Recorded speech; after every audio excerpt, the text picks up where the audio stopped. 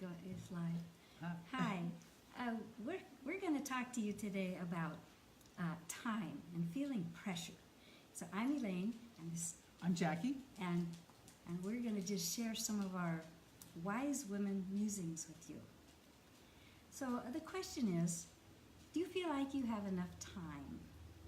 And do you have enough time to get things done? And do you feel pressured like there's not enough time to get things done?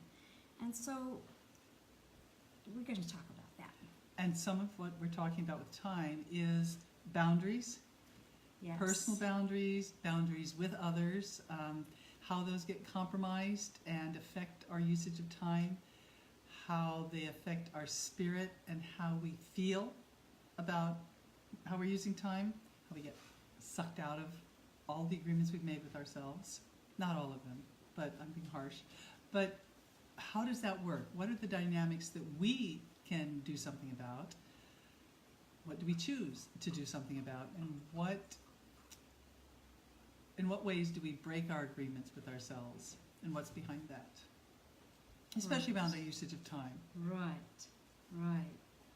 So one of the things that has to do with, to go into this whole time, feeling pressure around time, not having enough, has to do with how many things we put on our plate, and what things are important and what things are obligations, and how do we sort that out? Because it's like in our busy world is like dumping information on us all the time.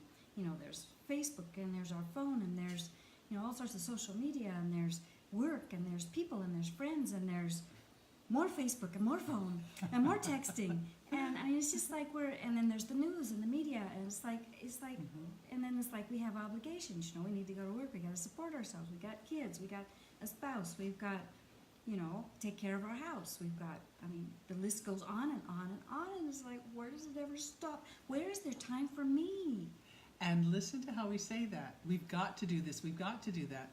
At some point, especially as we're getting older, hopefully, we get to choose a little more than what we've got. We can say, what do I want to do? And I think that's one of the first steps, because we all know that housekeeping can be let slip significantly without anybody noticing, especially if you have a partner who's not fond of housekeeping. And as my partner says, are you expecting good housekeeping to come? No, I'm not. And if it doesn't bother me, it doesn't need to be done. Right. So that's, you know, one of the things, how we cook, how we eat. You can, you know, you do that in any number of ways. Do we work? How do we work? Do we work at home? A lot of us are working at home now. How do we keep ourselves within our work boundaries of working at home? What does that look like? When do we start struggling? When do we take breaks? When do we let other people's needs impose on our work day? Interfere. That's a huge one, because I think for most of us, especially as women, other people's needs are the biggest challenge we have to taking care of our own needs. Right, I think from a lot of us have been trained by society and from childhood that, you know, well, hey, it's like when I was growing up, you know, it's like I was always told, you have to get your chores done before you can go play or go do what you want to do. And the chores, they never ended. It's like there's always something, and I had a mother that kept adding to the list, and it was like it never got done. So there's a frustration that goes into it, but still, even as a child, you're imprinted with this idea. You have to serve. You have to do other things for other people first before you can put yourself first. And that is, I think that's one of the sources of this problem. Is it's like, who do we put first? We're confused. I mean, it's like there's a part of us in our soul that, in our heart, that just yearns to be who we are and express who we are and do the things and learn the things and that are us, but we've learned to put them aside and put other people's needs first. We've been trained, I think, with a lot of adages that, like, it is better to give than to receive. Mm-hmm. Is that absolutely always true? How is that true? What does it really mean? Because when we look at why were we put on this earth, I mean, I know in the old Baltimore Catechism I was taught we are put on this earth to know, love, and serve God. Mm-hmm. What does that mean? there wasn't a lot of follow-up with that. It was all vague, because I have a copy that I refer to from time to time when it starts getting in here. And what is serving God? If God put us, or whatever source is, put us on this earth to be us, are we doing that source a disservice by putting everyone else first and not being ourselves? And by the time we start realizing that we have this question, sometimes we are not even sure where that line is about what is ourself, what's truly us, because so much of us is taken up with giving to others, taking care of others, giving our attention to others, letting our needs be distracted by filling others' needs. Well, pretty soon we feel like others' needs are us. I mean, we define ourselves by what we do for other people. Yes. Well, and in our culture, the Enneagram 2, which is the giver, is the universal sign for women. And it's not necessarily who we are at our core, it's who culturally we become, who we value. And how long can we give before there's nothing of us left? And is that not doing Creator a disservice? Right. And if we can start to learn to look at it that way, that we need to do our work on the earth is us. It's not everybody else. And is martyrdom really worth living for? What does it do? It puts us aside for something else. Then why are we put on this earth? Right. And so why are we here, and how can we honor that, especially as we get older and don't have the same kind of survival needs that we had when we were younger? We don't have to make sure our children are cared for. We don't necessarily have to work as hard to get the up and coming. Some of us have the things that we basically need, a home, etc. Our kids are okay, or at least they're old enough to be okay. That's a whole other kettle of fish. Yeah. But we have now time to start thinking about what is our joy, what is really important for us. To be us. What is our heart and our soul yearn for? It's a question. I was at a workshop. It's been a couple of months now, and that was the big question. It's like, after we got out of our heads and into our bodies, is the question is, what is your heart yearning for? What is your soul yearning for? What is it yearning for you to do? What is it?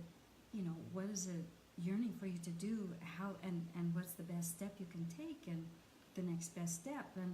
And that brings up a huge question of, well, I want to do this, my soul wants to do this, but there's all these things. I mean, am I going to let this person down? Am I going to make money? How am I going to live? How am I going to survive? And there's just no trust about it. It's like, yes, I really want to do this, but do I really trust that I can and thrive? That's a big question. But that's a huge step between surviving and thriving. And sometimes when we stress surviving, we never get to thrive. And sometimes if we forget about surviving and trust that what will come in time, and focus on thriving, what makes us feel good? For instance, the first thing when you were talking that came to mind is, what do I want? It's the old, you hear mothers, I just want a little peace and quiet. Okay, what does that look like? And for some, okay, I want to sit out on the lawn in a lawn chair and finish one chapter of a book with nobody coming to me via phone, via email, via text, via screaming children. Nobody coming to me for that time it takes me to finish that chapter, no matter what it is. If during that chapter I want to stop and listen to the bird song, that's part of that peace and quiet. That is a time of thriving, and that can add to the efficiency of survival, as it were. Because just surviving, I don't think anybody wants to just survive. It's not pleasant.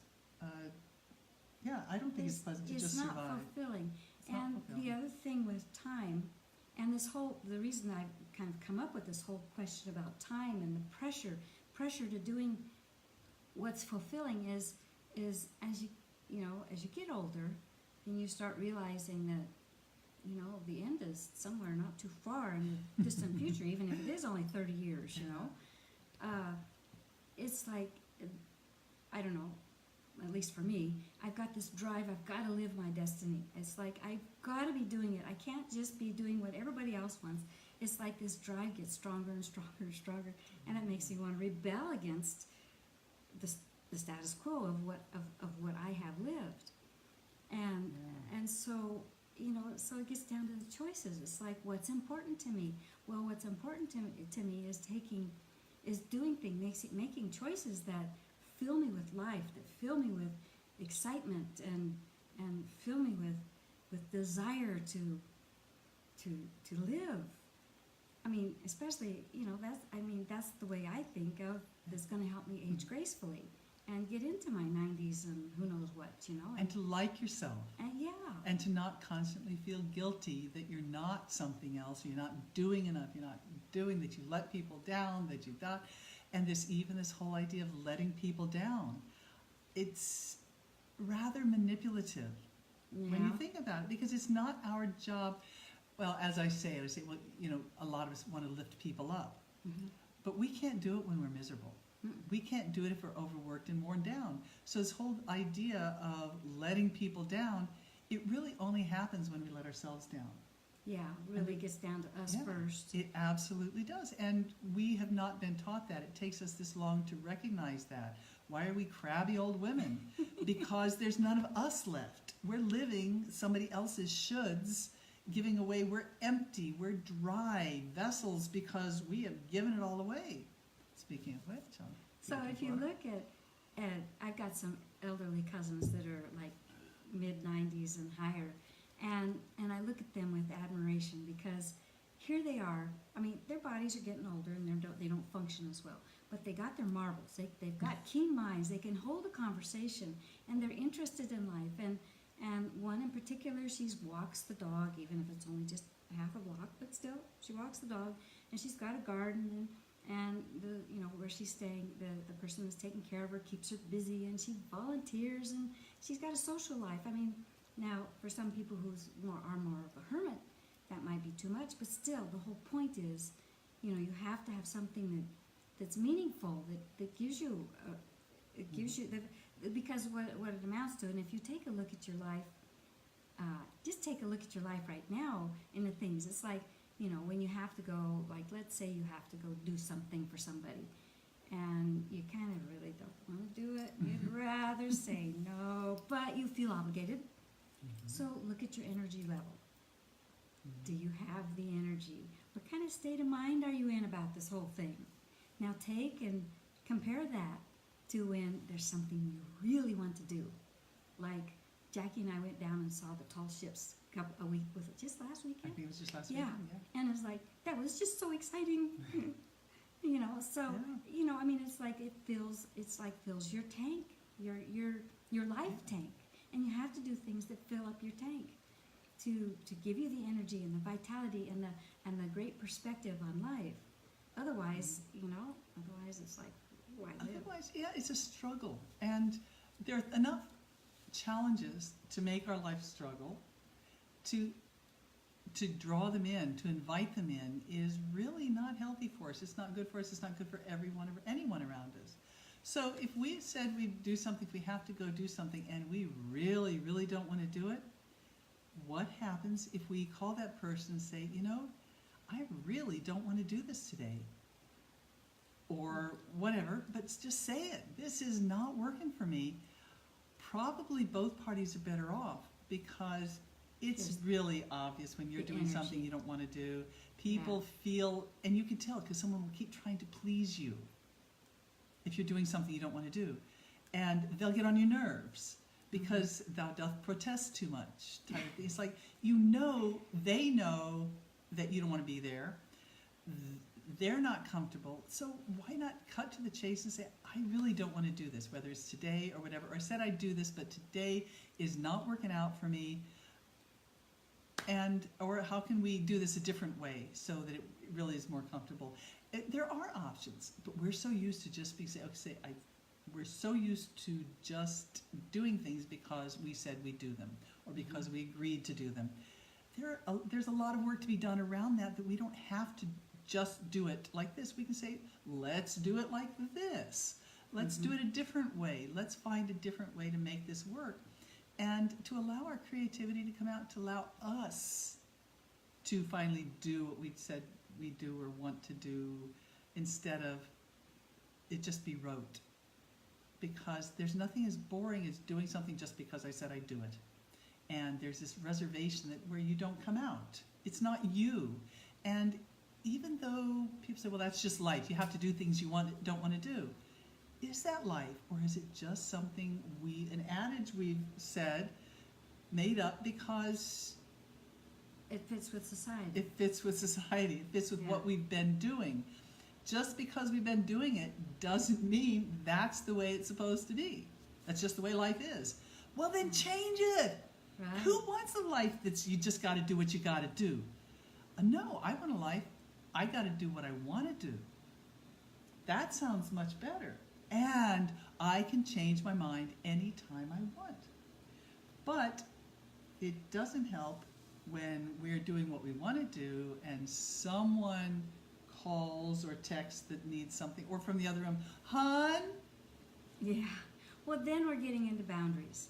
So, Getting okay, boundaries. so now we've got the idea that, okay, there's feeling pressured because we feel obligated to do these things, but really our heart is calling us to do this.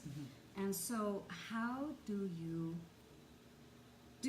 fulfill what's in your heart and deal with these obligations? And so here we're getting into boundaries. Okay, so, do I set aside time for myself, a certain amount of time, and then I'm available other times? I mean, you get into figuring out how to do this. And then when you have set aside this time, and somebody calls, like Jackie was just talking about, what do? Do you say, I'm busy?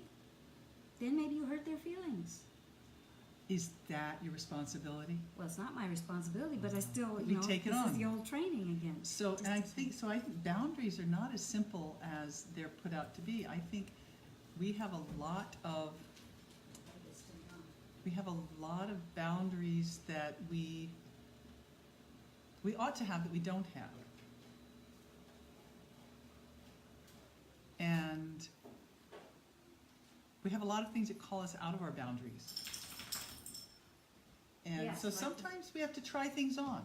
Sometimes we have to try boundaries on. For instance, you were talking about, do I have a period of time where I just say, don't even say, I tell myself, this is the time for me. 10 a.m. to 1 p.m. This is my time. I don't respond to anything except what I'm doing. Well, that's a little selfish. Wouldn't a boss want that of you? A boss wants it for 8 hours and you have no problem. 3 hours? Right. And if someone calls and their feelings get hurt, that's their problem. This is where we really, the root issue is almost like, this gets back to what we talked about, the thing of being trained that we have to serve others. Because like you said, the boss, you don't have a qualm about going to work and giving your boss 8 hours or whatever it is they expect, or more. But to claim time for yourself, that's like selfish and, there's other things. Other people need you more than you need yourself. Yeah. Which if other people need you, then you have a lot of power over them. When you have something, well, you made me feel this way. It's like, oh, I have that power? How am I going to use this? And they will back right up because, no, you don't make anybody feel any way. We don't make anybody feel any particular way. They choose. That's how they respond. Yeah. We have the same issues. We respond in ways that we feel guilty or we feel we ought to be doing something. And it takes time. For instance, if you say to your surrounding people, these are my hours, I'm not responding to anything that is not about those 3 hours. And say, I'm going to do this for 2 weeks. And at the end of 2 weeks, go, okay, how did it work? Can you quit it now? Yeah. And you'll know, yeah, well, it worked just fine for me, and I'm going to keep that. In fact, I'm going to expand it to 5 hours a day instead of 3 hours a day. Everybody else is so ready to to take your time and everything again. And you don't actually know, we don't know if boundaries are going to work for us until we try them on and stick with them. Well, it's funny because I was thinking about this whole boundaries thing and this time management thing, and I remember way back when I was a little girl, like 7 or 8, my dad had a strawberry patch, and so I'd made up the schedule. I was so smart. I made up the schedule. I was going to go out and pick strawberries for 2 hours, and then I could have the rest of the day to go play and go ride my pony. That worked good for one day, and then it all went out the window because my mother came along. So, With her chores? yeah, with all her chores. Oh, yeah, do this. Oh, no, you can't go outside until you get that done. Oh, no, you got to finish this first. Oh, no, you didn't do it right. You got to go back and do this again.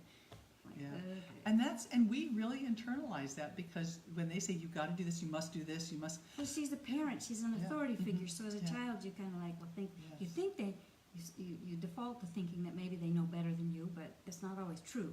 But as a child, you don't argue with them because then you get a spanking. So.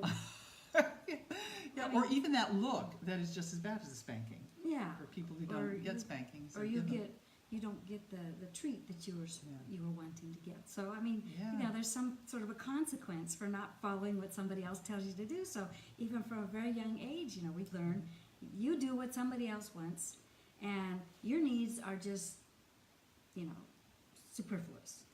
And it's funny, as you're saying that, I'm thinking, how do we internalize a healthy boundaries and a healthy way of listening to what we really want and fit in the world?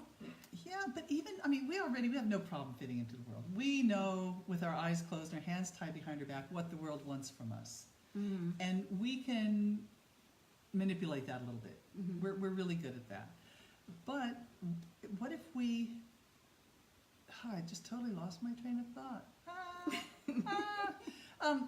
So what if we say we don't have to? How do we call nonsense on those behaviors that we learned? Because we know them, and it doesn't really matter if we always give to someone else or don't. People like us who like us. People don't like us who don't like us. Right. But how do we get it out of here and out of here when we've internalized it? Right. And how do we stop being manipulated by other people who know how we've been trained, or what's part of our pattern of behaviors, and break free from that. And I'm thinking to get out of, whether we're primarily body people, heart people, or head people, we need to take that, for instance, if we're always, what was the last thing you said? It's a complicated thought, but it's really simple.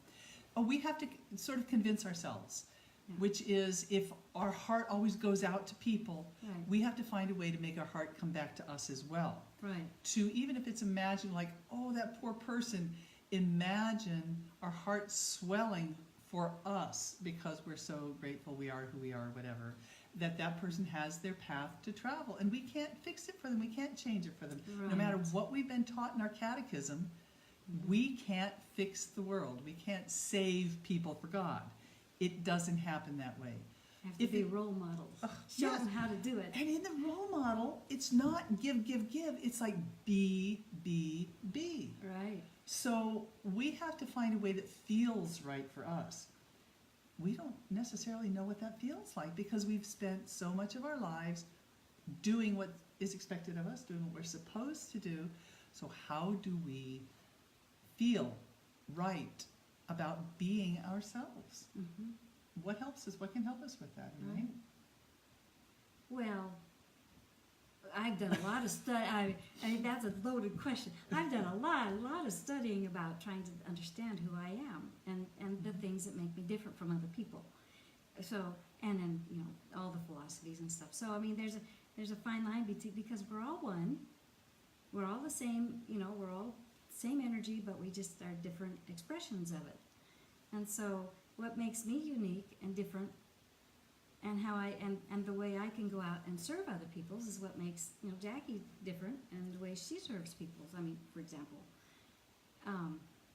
So yes, I love to study about astrology and human design and all these soul realignment and all these things. I got all these tools, but still, I can know everything, but implementing it is a whole nother story, You were saying how we serve people.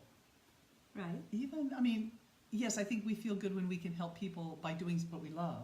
Well, the thing is, though, that's a loaded question, because the traditional way of saying serving people means, okay, I sacrifice myself for everyone else, and I am just an instrument for everyone else. I'm on my Well- hands and knees well, doing the work for everybody. Maybe what I need to do is clarify that and saying I am serving a higher purpose, and the higher purpose, Spirit, God is using me as its instrument.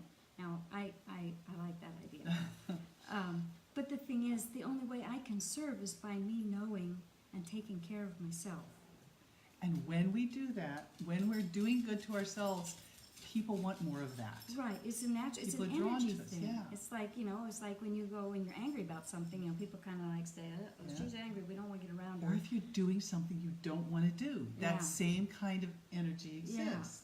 But if you're enjoying something, if you're having fun and enjoying it, and it's like you put off this bright, loving sort of fun energy, and everybody says, Yes. I want to rub up against that. Even if it's challenging, because we do have things that are challenging, but if it's like doing a puzzle, if you love to do any kind of a puzzle, word puzzle, a number puzzle, a picture puzzle, if you're thriving on it, it can have you really racking your brain, but you want to be there, you want to be in that place. Yeah. So we're not saying la-di-da, we're just tiptoeing through the tulips and that may be totally what you need to do, maybe what I need to do. To go dancing, to listen to music, to just close everybody else out, totally valid. But the challenge is, even when you're doing those, people can see that that's giving you joy. And the more we do things that don't give us joy, the less we are ourselves and the less good we're doing for the world. Mm-hmm. It's like causing rifts in the force, so Right. to speak. Yeah. And I know that our spouses, our partners, often, this is where this often comes into play, because I think sometimes they can distract us most at a heart level. Mm-hmm. We want to be there for them, but there is also often a difference between masculine and feminine energy. Mm-hmm. And whether you're married to a man or to a woman, the person who has more masculine energy tends to approach things differently. Also, how you've worked out boundaries, how people understand whether the other one owes them Right. all you were expected to owe from a spouse, or whether you're really two people walking different paths, meeting on a Yeah. path.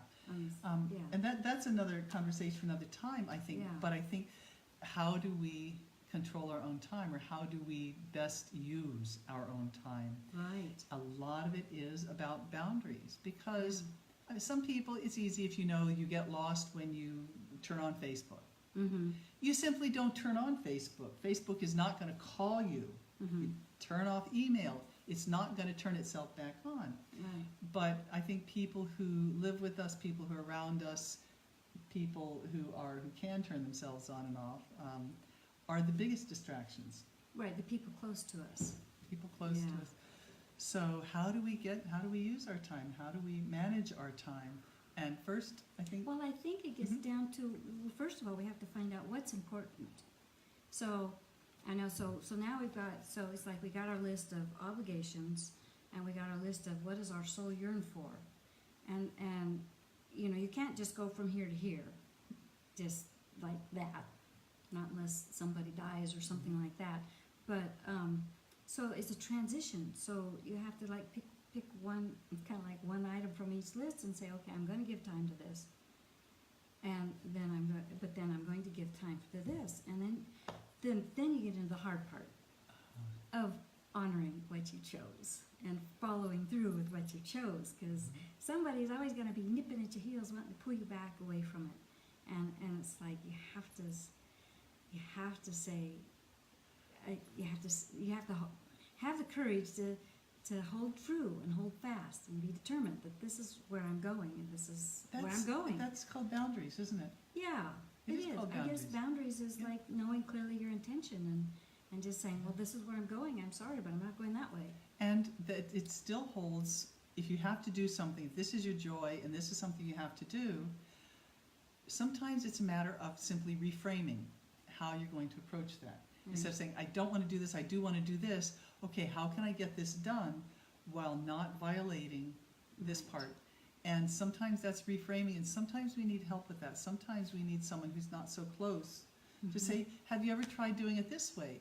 And instead of us saying, Yeah. oh, that's nonsense, Right. it's like, okay, however we need to do it, whether we need to hold it in our heart, whether we need to think about it, whether we need to let our gut settle down and anticipate it. That is one of the things, one of the simplest, I keep saying that, it's not simple, none of it's simple. But I don't think you can lose if you say, what makes me feel good? How can I feel good about this? Right. And it's not a Yeah. Pollyanna-ish thing, because No. it's so important Right. for us to feel good about things. When we make boundaries, there are a lot of negative connotations to boundaries by some people. Yeah, well, some people don't like it and they'll get all Yeah. upset. And so then, those of us who are sensitive say, oh, we don't want to rock any boats. Oh, no, we'll give it to her today. Well, then, and then we say, oh, we should have stuck with our guns. But then, so it's like we have to really get in touch with our own, what drives us, and what are our fears, and address those fears, because if it's fear of rejection and fear of abandonment and fear of somebody getting angry at you and fear of survival, I mean, if these things are so strong, you can dream all you want and have your heart's yearning all you want, but you're never going to get over there. So you have to look at It those. helps to have a friend Yep. who You gotta have somebody can to talk reinforce to. you, and who can back you up and help you see what you're asking, because sometimes we don't hear what we're asking. And to say, yeah, it's tough, but you did the right thing. Or Yeah. it's tough and you didn't do the right thing, but next time Right. it's a worthy goal. Right. Yeah. Yeah. Is that our 20 minutes, you think? Oh, I think it's probably I more think than it's probably 20. more than 20 minutes. We're going to try to keep these a little bit shorter, so. Okay. We got a distraction. Yep, first distraction. Till next time.